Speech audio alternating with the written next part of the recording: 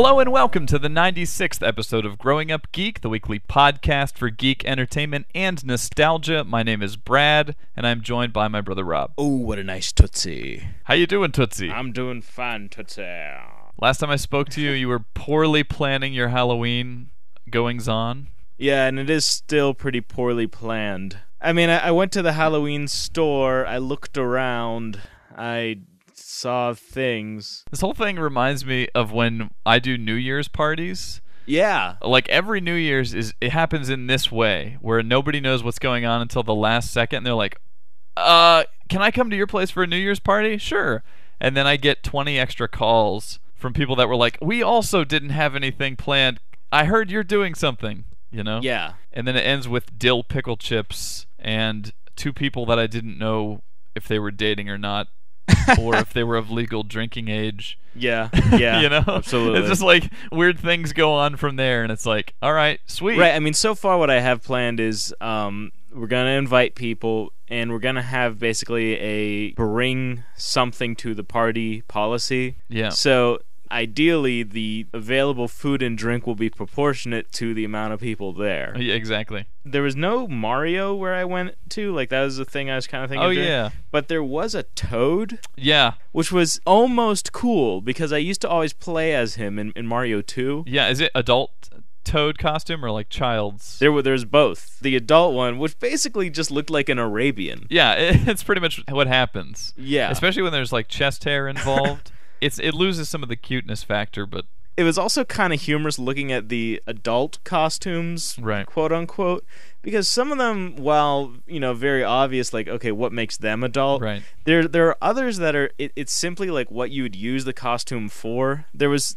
specifically one that was a blind man. Right. And it's like, okay, well, that's really not even a costume. You just need to wear sunglasses and have a cane. Yeah. And then second of all, it's like adult costume, blind person. And they have to like have the guy illustrated on the front like groping around, or it's like, so I see. Okay, that's what makes it. Other than that, it was basically like a referee wearing sunglasses. Yeah. Well, we had our costume party. I was Waldo and Nice. Amber was Bob Ross. Which you actually helped us with because we were at the costume store and we called you for internet reference, and you were like pulling up the quintessential Bob Ross photo, like glamour shot, so that we could get which, by the way, I found like an ultra high res, like 1920 by 1080 picture of his face, which is very hard to find. Did you make it your desktop? It should fully be my desktop, and it should also hang in my cubicle. Yes. Because it is really great. It's one of those like Sears looking photos, and he's just smiling. Yep. But anyway, so yeah, we didn't win, but what did win fully should have won, which is somebody went as an Oompa Loompa. Wow. It's the old school Oompa Loompa too, where they painted their face orange, had the green hair, white puffy like cotton eyebrows. Awesome costume. It's funny though how when people showed up at this party, like because it was like kind of a contest, you're not really happy to see them. There was a lot of that kind of like eyeing people up to see if they were as good as yours, and if they're better, you sort of hate them. It's like, look at this guy. And Lord forbid somebody else has the same concept as you. I know. Like I saw the Halo 3 costume there, and I was like, it just looked lousy. And then there are people who own like real armor, and like if you had that guy, you'd just be like, oh well, screw this, I'm taking this costume off and breathing. Which is funny, the last minute, I wasn't gonna wear glasses, but at the last minute I saw a pair of real 3D glasses that I got at the Up premiere. Yeah. You stole those too? Yeah, totally. I stole like 5 or 6. And wow. we keep saying, like, Amber keeps asking if there are Blu-rays that have 3D so that we can use them, but most of them tend to be the red-blue 3D. Right. Unfortunately. But anyway, I just quickly like jabbed out the eyes of the glasses and like threw them on, and everybody in the room was like, "Oh, perfect." So it was cool. That was fun, but anyway. Cool. I hope your party goes well. Me too. Yeah. So let's get on to our week here. What tickled your fancy? Yes. What tickled my Tootsie, should I say? Ho-ho. Yeah, what's this Tootsie reference you keep dropping? It was probably the funniest line I've ever heard in a movie in a while. mostly because of which movie it was in. All right. Being that it's Halloween, I've decided to start watching the Saw quintology, septology. Of course. I've never seen it. Yeah. And this was in the first movie. Basically, the guy who will always to me be Wesley from The Princess Bride. Yes, Carrie Elways. He's flashing back to time spent with his daughter and goes to, count the little piggies that are his toes, and he pulls her sock off and he goes, "Oh, what a nice Tootsie." Sounds like Mystery Science Theater material. It is. I mean, it's just like out of nowhere. Oh, what a nice Tootsie. My girlfriend said when she first saw that, like, she peed herself laughing just because her sense of humor. She just was like, "What is this played for laughs?" I think it's supposed to be like this tender moment, but it really is weird because this is this horror movie. Yeah. So you're watching the quintology or sextology because I was at Walmart and I saw that they had all 5 movies on DVD for $20. Like, that's a savings. Yeah, that's less than $5 a movie. Oh, you want to know what's hilarious What? though? If you go to Rotten Tomatoes and look the Saw quintology up, you literally watch a downward decline. Which I'm curious, real quick, from you, what you think of the quality. Because the Rotten Tomatoes starts with the first movie at like 66%, and then it literally drops 10% in like every film until now. The most recent one, like 5, was down to like 15%. The most recent one is 6, which is in theaters. But they didn't have reviews for that yet when I looked, but they definitely were dropping steadily. So we'll have to see. But do you feel like they dropped steadily, or have you not? Well, so far I've only watched the first 2. But there is a definite decline between that. But I had heard, the second one sucks, but the third one's good again.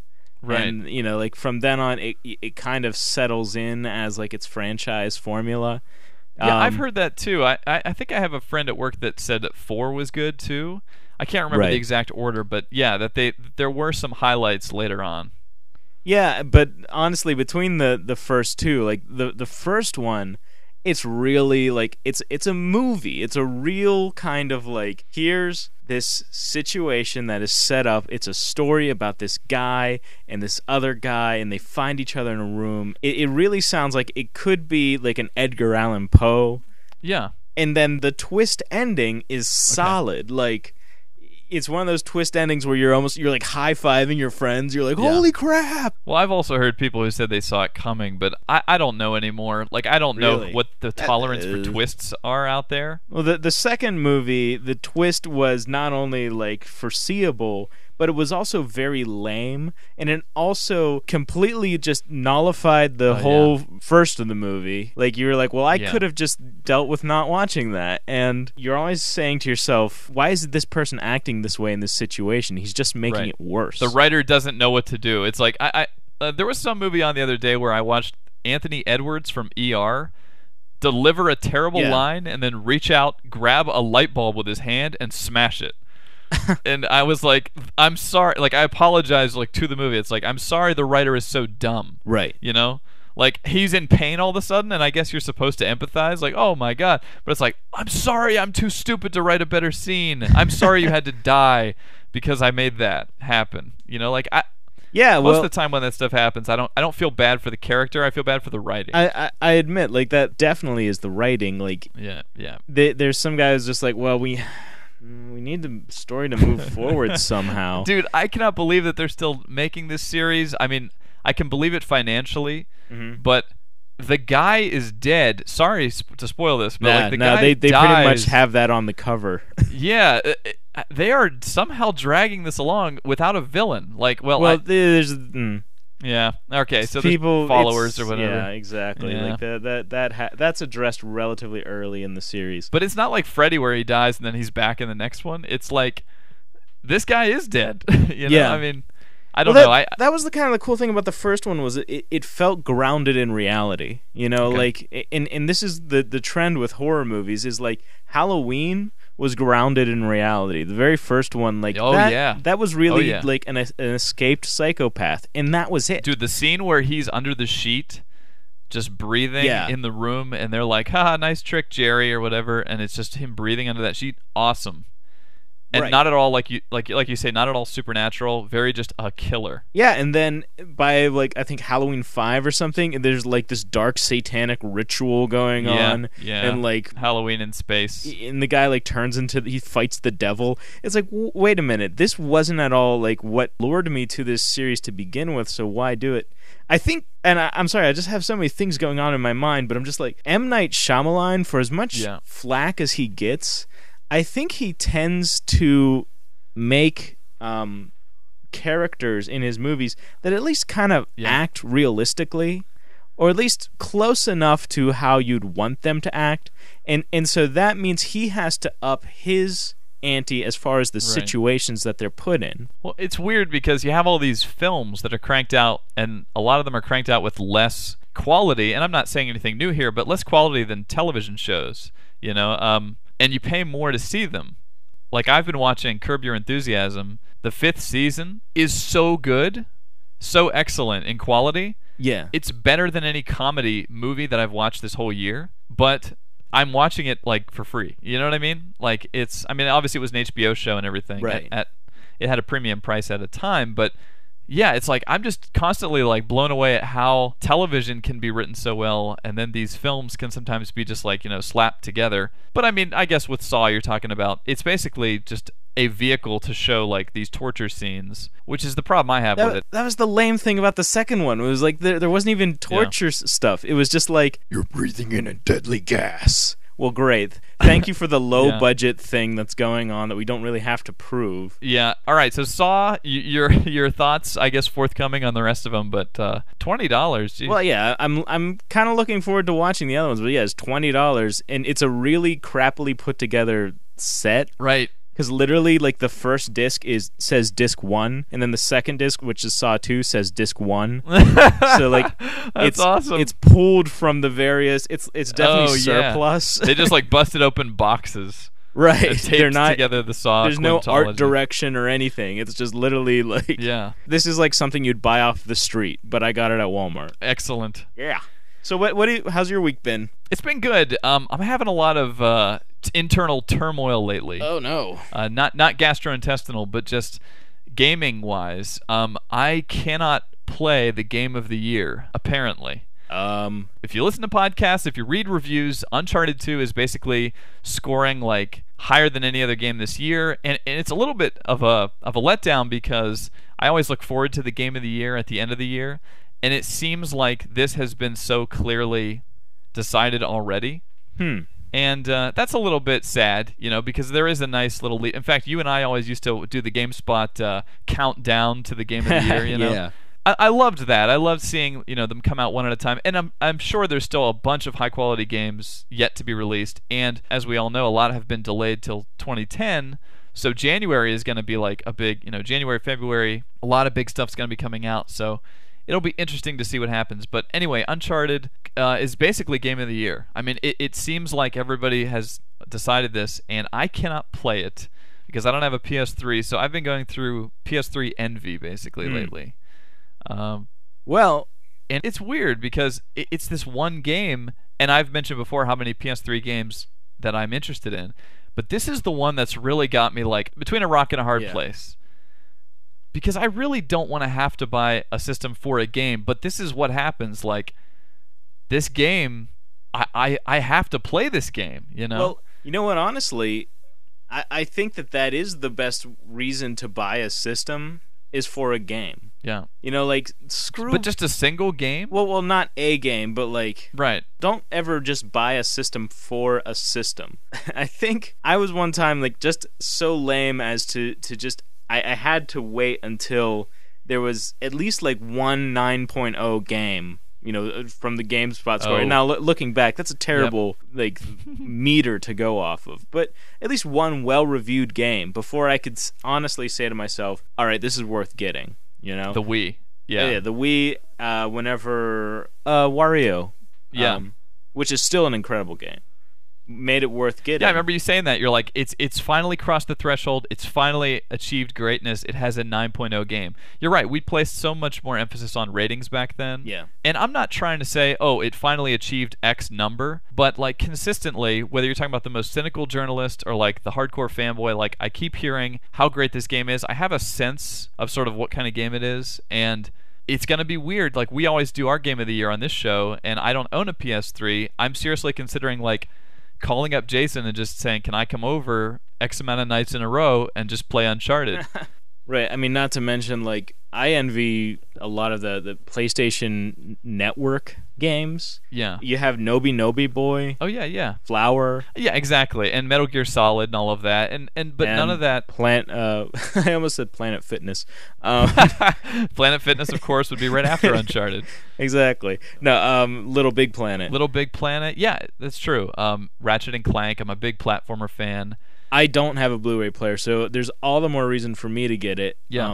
I did, however, see for the first time this week the actual PS3 Slim? Yeah. Question mark? And I really like didn't care. Like it's so unremarkable. Well, no, because they literally had it next to the other one, and you were just like, well, I mean, that's a PlayStation 3. I've seen it before, and oh wait, that's the different one. You know. Well, it's not a dramatic difference. Not nearly as much as the two PlayStation 2s. Yeah, it's not. I don't think they can reduce it as much as that with the hardware in there. And the thing is, do you buy into this? Like the PS3 is more powerful stuff? Because I do want to give Sony props. Like on this show, we generally bring a non-Sony perspective, but do you think that it is a more powerful system? Because some people will tell you, oh, it's got 8 cores, but it's hard to develop for. The Uncharted guys obviously poured a lot into it. I haven't. Have you gotten to see this game up close, by the way? No, not at all. People are saying it looks great, but I can't gauge that. Like, I have to see it for myself and see like what Naughty Dog has pulled out. Which, by the way, even saying Naughty Dog, so much love in my heart for what they did with PlayStation 1 and Crash Bandicoot. Oh my gosh, yeah, Crash Bandicoot, and then later the Jak and Daxter games. Right. I loved those. I always hoped that they would do more. But this is kind of what they've moved on to, and just quality, hands down. Well, I gotta say, I probably believe you whenever they say like the PlayStation 3 is more powerful, because it has to be that expensive for a reason. Like it's kind of a weird justification, but I do think that this is suffering from the same thing the original Xbox suffered from, which was that developers will make a game for the least common denominator, and then they'll scale either up or down to the other systems. So right now the PS3 is a second platform for games to be ported to, and I think until you get those solid first-party developers who invest in developing strictly for the PlayStation 3 and its unique architectures, invest yes. Until you get that, everything across the board is gonna have like the vanilla this diluted. It's hard for me to say because GameSpot always did those comparison shots, and consistently the PS3 would look worse than the 360 on the same games. Yeah. But what happens when you have a game that isn't available on the 360 and it looks amazing? Like, it's really hard to say, like, could this be done? Or is it, just not being done? Like, is Metal Gear doable? Or are people just saying, oh man, it looks amazing and it's a PS3 exclusive? Either way, I'm giving Sony props this week. You got me. This game looks freaking amazing. I would like to put it in the contender pile for Game of the Year, and only way I'm going to do that apparently is bribing somebody. So we'll see what happens with that. But and in addition, knock to Steve Ballmer this week for that lame interview where he again said that something was coming out that wasn't. Yeah. Blu-ray for the 360. Yeah, it's sad to see him just kind of nodding at everything the interviewer is saying. Blu-ray, so we'll do that too. It's like, well, what about high def Zune Xbox system? Yeah, you'll see that. Yeah, good, excellent. I don't think he knows what's going on. He doesn't know what's going on. He does not know what's going on, and that's sad. But it's a man with his fingers in a lot of pies, and he's basically being put on the spot to talk about specifics, and he's just like, dude, I don't know. I run a company. I got no clue. I count the money. Yeah, it's a Blu-ray. Yes. Time travel. Exists. Yes, it exists. So are you aware what company you work for? I love this company. He keeps thumbs upping the guy. Yes, great. And they're like, well, you know what? A lot of our hardcore nerds were really impressed by what we saw here. And then he's like, oh, good, yes, that's nice. Good. Good, your pitiful band of rebels. Wow. There's a little Microsoft bashing there for you, for Sony fans. A little treat. But hey, speaking of gaming, let's move on to our game review this week. Yes. Which is going to be for Brutal Legend, a game that we waited a week to review because we wanted extra time with it. I know you loved the demo. Yeah. I'll just quickly say this is a PS3 and Xbox 360 game, long-awaited return of Tim Schafer, creator of Psychonauts. Very ambitious, this game. It's kind of an open-world game set in like a heavy metal universe. You play as this roadie who gets sucked into this world, and it's all metal. I mean, it's all, swords and guitars and everything. Ozzy's in the game. Chances are you know about what this game is. Exactly. I just wanted to say, genre-wise, it does tread a lot of different genres. Mm-hmm. You've got the open world thing. You also have driving. Mm-hmm. And when you get into battles, the game basically becomes an RTS. A real-time strategy. You also have action elements. You can fight with an axe and a guitar and everything. So you loved this demo.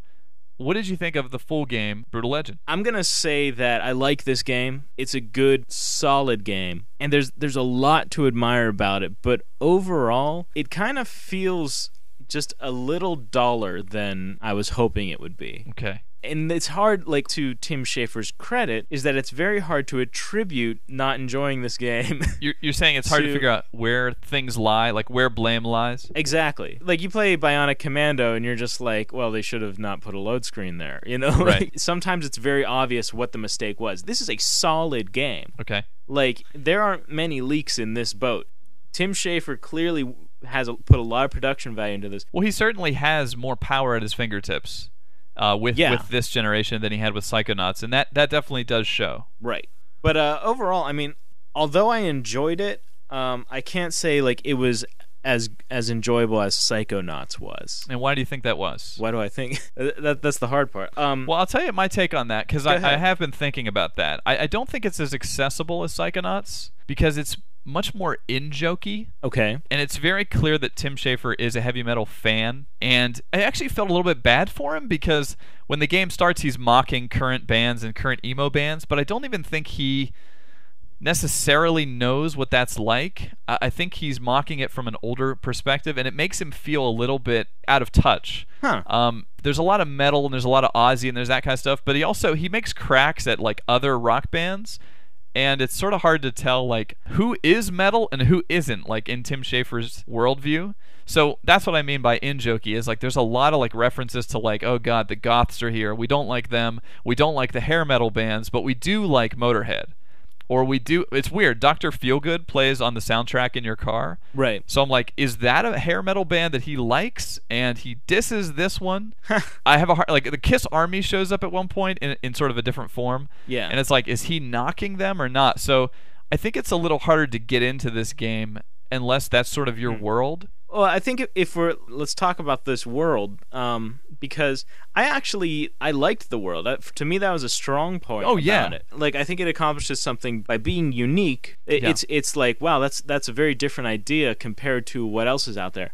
But it is also rooted in established intellectual properties, so that it's recognizable. Instead of Stonehenge, you have Bladehenge. Yeah, that idea of this world that. You know, it's always been out there, and it's always been part of our childhoods and things like that. Like we see this album artwork, or right. We've seen movies maybe that kind of have this feel. It's like the medieval kind of war-torn landscapes with red skies and mountains. Exactly, the sort of Middle Earth that the '80s presented with like Deathstalker. Yeah. What was interesting was like listening to some of the songs that were on his radio. Great soundtrack, by the way. Yeah, absolutely. But some of them I'd listen to, and I'd be like, "Wow, is this like about what's going on in the game? Like, did they write this song for the game, or is this a song that came before the game and Tim Schafer developed around these seemingly abstract concepts?" I was like, "That is really, really clever," and credit to him for doing that. Yeah, and you're right. The world is super original. You haven't played a game set in this kind of world before, and that's great. I also thought that his trademarked writing, his wit, was there. Yeah. Very clever lines. Most of the time in this game, the high point for me was to find the next cutscene or hear the next bit of dialogue. Unfortunately, I didn't enjoy the gameplay as much. It's got a lot of different genres sort of juggling, and they're just not very fun, in my opinion. So to quickly throw some out, you've got the action elements, but you can't jump. And that actually led to me getting killed by a boss in a very cheesy way. The spider boss, it brought its legs down, and I was like trapped between the legs. I'm like, okay, I'll just jump. And I'm like, wait a minute, you can't. In order to summon your car, you have to play basically Guitar Hero for a second, Right. where like this note thing comes off. You have to do that every time. The car missions are kind of like defend this vehicle, escort missions, or flee this collapsing area. And all I basically ended up doing was just playing it a million times until I memorized it, and then doing that. A lot of times in this game, whenever I won, it was because I cheated a little bit. Did you find that? No. Okay. Let's move into the RTS thing, because I think that's the biggest surprise about this game. And like, I definitely didn't see this coming, but the game starts to train you to play basically a StarCraft-esque or Command & Conquer-esque RTS. Yeah. And what did you think of that? I'll just let you talk about that. Well, I actually knew that was coming, Okay. but I was interested in seeing how it would happen and how it would gel. And again, like, this is to Tim Schafer's credit. I actually feel like a lot of the gameplay elements in this built off of one another in a very smooth and unobtrusive way. Okay. It didn't seem like, okay, here's the driving level, okay, here's the action level. It wasn't divided up. It was all still taking place in the same world, Right. but it was just different ways of approaching it. So, like, the RTS element, it really felt like an extension out from the single, action element, Well, how did you think it played? You've played RTSs before. Big StarCraft fan, all that stuff. Yeah. But here's the thing. Am I supposed to compare that? Like, I think maybe I would be disappointed if I was like, well, this is a real-time strategy game, and I think it falls short as a real-time strategy game, because it is very dumbed down. It is to real-time strategy what maybe Pokemon was to role-playing games. Yeah. It's just for the audience, like, you play as the cursor basically. Yeah. You sort of sprout these demon wings, and you can fly up and survey the battle. And so while you are controlling things, you are essentially the cursor, but you also can drop down and join in the battle, jump into a vehicle, or start attacking. Yeah, it's not incredibly dumbed down. It does have a lot of complexity to it. I just felt like having the cursor be able to die, and having, the way that you control this, swooping around and using, obviously Xbox controls, it just didn't feel as fun. I actually felt like it was a little bit of a chore to me. I did not see an RTS coming in a game with Ozzy. You know what I mean? And I wonder how many metal fans will enjoy a real-time strategy game. You know what, though? If somebody approaches this and they never knew what a real-time strategy game was, they'd probably think that aspect of the game was really cool. I think a lot of this comes from us playing StarCraft and, like, getting used to, like, managing resources and building buildings and then doing this thing in units and sparsing them out. And it's like, really, this game wasn't designed to work that way. I think what Tim Schafer's vision was to have war, Yeah. Like, they mentioned that at the very beginning. It's a metal battle. Right, to have a battle. And then how do you have a person control a battle? Well, the gold standard for that are real-time strategy games. So he took elements from that, but he also took elements from, like, squad-based stuff where you're using the D-pad to issue commands. Yeah. And, all sorts of things like that, which merge together to make this, I think, unique hybrid. I don't think it was, like, a single real-time strategy thing. Like, well, like I said, you can jump down and get in the vehicles. Well, yeah, you can do that, but I'm saying, like, that's one way to solve the problem, Right. It's not like you have to play it this way or the other way. No, and that's a cool concept. I think everybody's wanted to be able to do that, and here's a game that lets you do that. And you're right, it does have so many unique ideas. I think it fails a bit in the execution because none of these particular genres, and like you said, they do flow together relatively smoothly. But when they happen, like, I just wasn't enjoying it as much. Well, I think that's why I'm saying it's very hard to figure out where this went wrong. Like, maybe it was that there was no jump button. Well, maybe he's out of touch a little bit with current game design. I don't know. It feels like there would have been better solutions to some of these. Well, like for example, clearly he's being progressive in terms of like not having a HUD. Yeah. Not having like in Grand Theft Auto, there's the little mini map in the corner to show you where to go. Right. And I actually thought it was admirable of this game to do away with that, Yeah. because I've always kind of complained to myself is that while playing Awesome. GTA, Yeah. you know, like I'm not playing the game that's on the screen. Instead, I'm playing this little, you know, top-down thing in the corner. So you didn't have trouble with the turn signal stuff? Well, I actually, you know what? I forgot that I was supposed to watch turn signals. Instead, I just looked to the sky to see where the thing was and just kind of pointed myself in that direction. There's like a big beam of light. Yeah, if I came to a point where like the road split off and I wasn't sure, then I'd just turn on the map, which would pop up quickly, no loading or anything, and I'd just be like, okay, I'm going to go this way.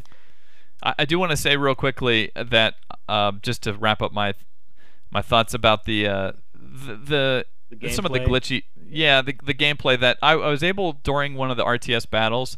I was getting so frustrated, and I was able to actually jump in the head splitter, which is one of the bigger vehicles, drive up to the Goth stage, and just spam the A button, basically blast it with like missiles the whole time, and win. I did that, and it's stuff like that that makes me feel like, unfortunately, whereas he's got the best writing, he's got the best concepts, he's got all that stuff, he's a super creative guy.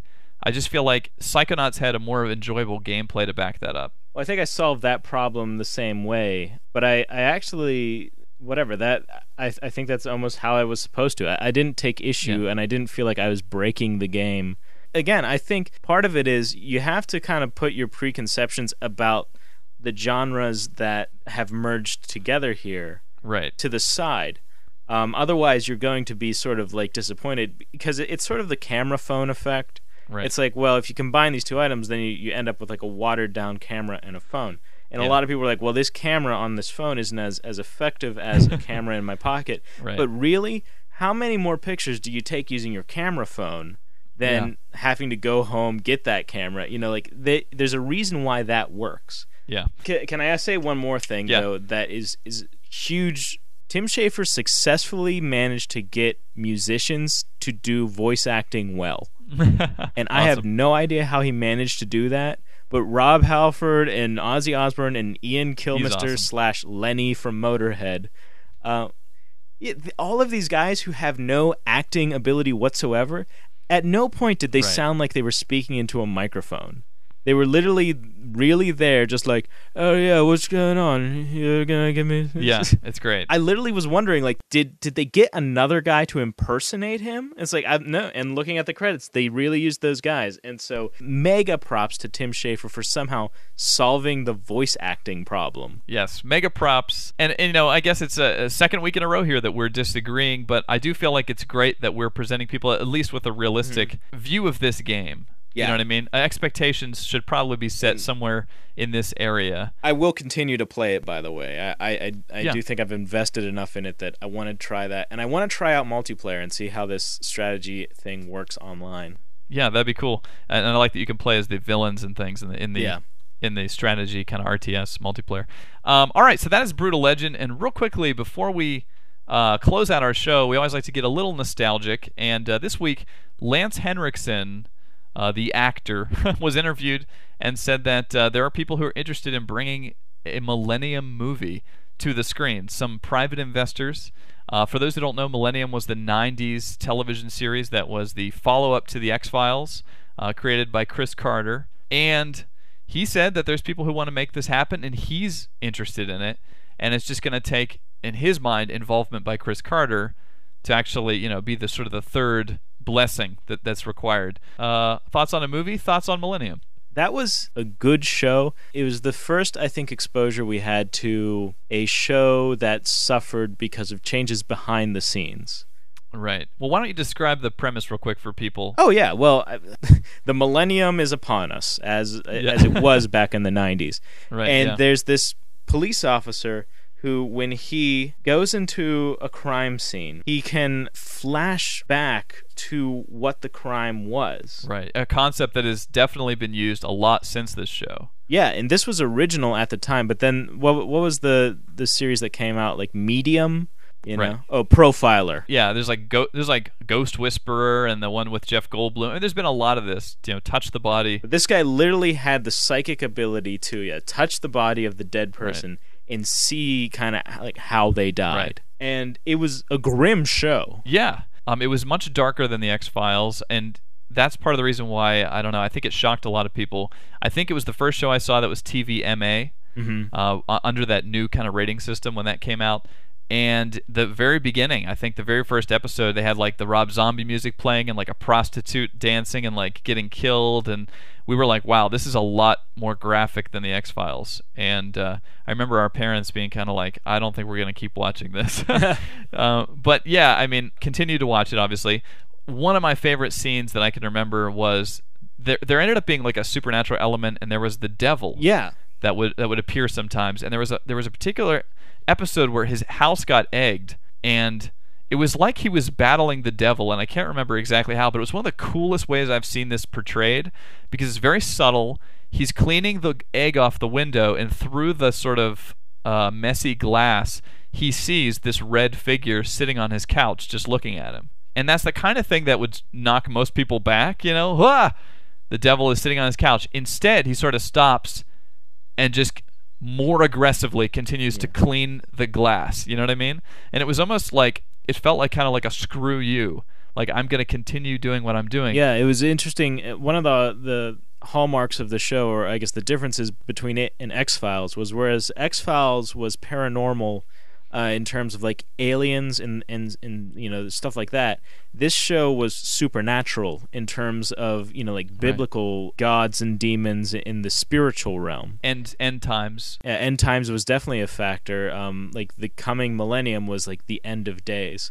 Yeah. So that was cool, and by far the best episode of the show, and I you probably know which I'm going to talk about, was this one where basically it's this group of demons sitting around kind of in a diner, like kicking back, talking about their exploits, and just people they've killed, and kind of like this demon card game that you sort of envision in your mind. Right. And then they all start to realize as they're talking that each one of them have encountered Frank Black at some period, and that they piece it together that he was able to tell that they were demons, because to anybody else they look like regular people. And it ends with that revelation. They're like, holy crap, like there's a guy out there who knows who we are.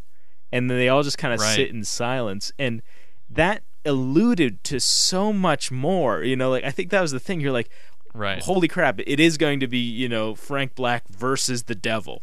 I know, and that I unfortunately never followed through with the show, and I can't remember exactly why I lost interest.